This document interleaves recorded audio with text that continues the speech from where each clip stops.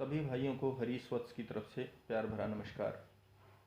आज आपको liver detoxification का एक फार्मूला बताने जा रहा हूँ, जिसके लिए आपको vitamin C, vitamin E, milk thistle seed powder, betaine और दारू हरिद्रा पाउडर को मिक्स करके लें।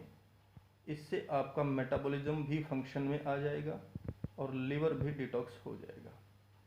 ये सब उन सभी भाइयों के लिए बहुत ज़रूरी है जो किसी भी गेम में रहते हुए स्टेरॉइड्स का यूज़ कर रहे हैं। उनके लिए ये पाउडर रामबाण का काम करेगा। उनकी बॉडी की पावर उनके लीवर को डिटॉक्स करके बहुत अच्छे से बढ़ाई जा सकती है।